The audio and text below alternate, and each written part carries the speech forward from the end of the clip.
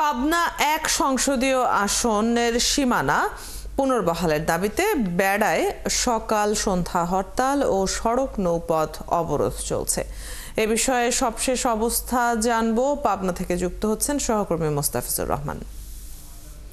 মোস্তাফিজ, হরতাল চলছে, আমরা যেমনটি জানছিলাম। সড়ক ও নৌ অবরোধের সবশেষ খবরটি জানাবেন।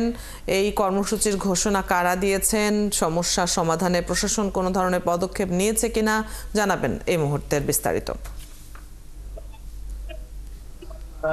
অদিতি, আমরা এখন ঠিক বেড়া এবং সাথে যে মাঝামাঝি যে মহাসড়কটি, যেটা ঢাকা পাবনা মহাসড়ক হিসাবে পরিচিত, ঠিক সেই সিএমবি মোড়, যেটা গুলচত্বর মোড়, সেখানে দাঁড়িয়ে আছি।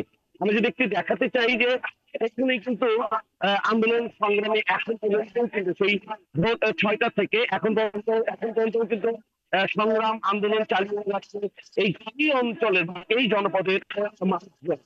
কিন্তু সেই সকাল থেকে এখন অব্দি সেই ক্ষণে ক্ষণে মিছিল নিয়ে আসছে, ক্ষণে ক্ষণে প্রোগ্রাম করছে, এবং তাদের একটাই দাবি যে এবং সাথিয়া পূর্বে যে জায়গাটাই ছিল, যে একটা আসন 68 পাবনার এক সেই থাকার জন্য তারা কিন্তু এই আন্দোলন প্রোগ্রাম করছে।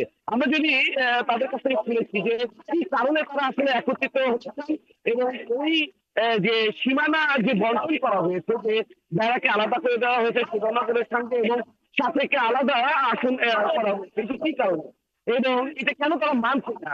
তিনি বলছেন যে ভৌগোলিক ভাবে যে বিষয় রয়েছে, বেড়া এবং সাথিয়ার যে মাঝখানে শুধু একটি মহাসড়কের পার্থক্য, তাদের যদি আমরা প্রশাসনিক কথা বলি, প্রশাসনিক মাত্র 8 কিলোমিটার, কিন্তু সুন্দরবন এই বেড়ার যদি মেলবন্ধন করা যায় বা চিহ্নিত করা যায়, সেই ক্ষেত্রে তাদের দূরত্ব হয় প্রায় 40 কিলোমিটার।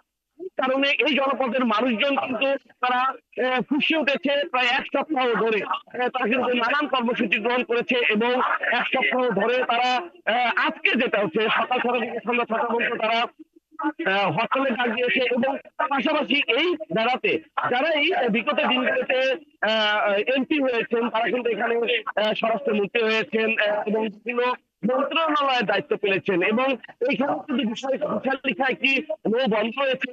নৌ বন্দরের টোটাল কার্যক্রম, যেখানে হাজার হাজার শ্রমিক কাজ করে, প্রতিদিনই শহর শহর নৌকা বিভিন্ন জায়গা থেকে আসে, বিশেষ করে থেকে চলে করে চাউল এবং সার, তেলের জাহাজ সবকিছু কিন্তু বন্ধ রয়েছে। যদি এরকম দীর্ঘ সময় এটি অতিবাহিত হয়, তাহলে কিন্তু উত্তরবঙ্গের যে সরবরাহে নৌপথের সরবরাহের যে অন্যতম যে র মেটেরিয়ালস গুলো রয়েছে, সেগুলো কিন্তু ঘাটতি হবে। আমরা স্থানীয় মানুষজনের সঙ্গে কথা বলেছি। এখানে এই বেড়া পুনর্বহালের দাবি একটা সংগ্রাম কমিটি তারা করেছে, এবং সেই কমিটির সেই অঞ্চলে বেড়ার থানার যিনি রয়েছেন, নেতা রয়েছেন, এবং মিলে কিন্তু এই সংগ্রাম করছে। আগামী দিনে নৌপথ সহ এই ধরনের কর্মসূচি তারা পালন করবে, এটা নিয়েছে। এটি ছিল বেড়া থেকে আমাদের সংগ্রাম।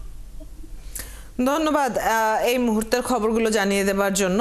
এবং যেমনটি আমরা দেখছিও আপনার ক্যামেরায়, যে এখন পর্যন্ত এই অবরোধ কর্মসূচি চলছে বেশ জোরদারভাবেই। আপনি খবর সংগ্রহ করতে থাকবেন, নিশ্চয়ই পরবর্তীতে আবারও জানবো আমরা। দর্শক, পাবনা থেকে সহকর্মী মোস্তাফিজুর রহমান যুক্ত ছিলেন এতক্ষণ আমাদের সাথে।